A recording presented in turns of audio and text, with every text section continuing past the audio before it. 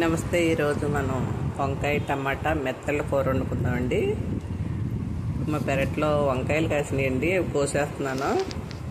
కోసేసి కూర వండుకుందామండి. వంకాయలు,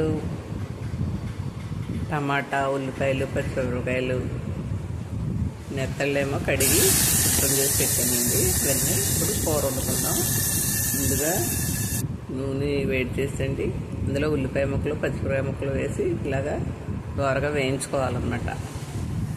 అప్పుడు మనం వేగినాయి కదండి, మెత్తలు కూడా వేసేద్దాం.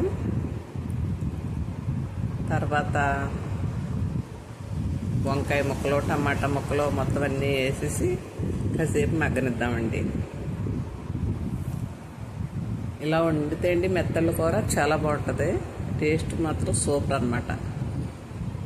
చాలా సింపుల్గా అయిపోతుంది, చాలా టేస్ట్గా కూడా ఉంటుందండి.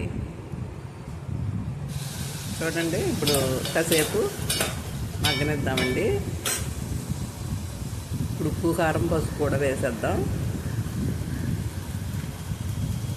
మనకు కారం తక్కువ కూర కాబట్టి ఒక్క స్పూన్ వేసానండి. పచ్చిమిరపకాయలు కూడా వేసాను కదా, సాల్ట్ వేసుకుందాం. ఇప్పుడు ఒక 5 నిమిషాలు మూత పెట్టేసండి మగ్గనివ్వాలన్నమాట.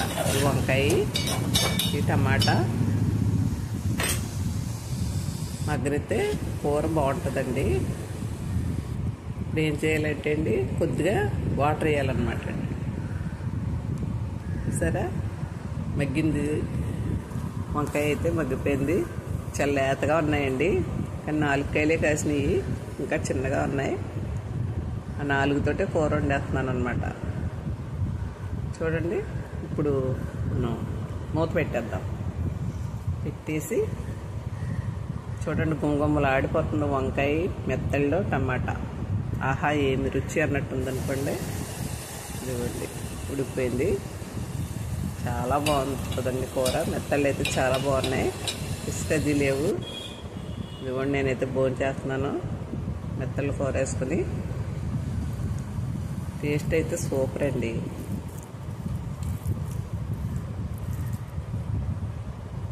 చాలా బాగుంటుంది.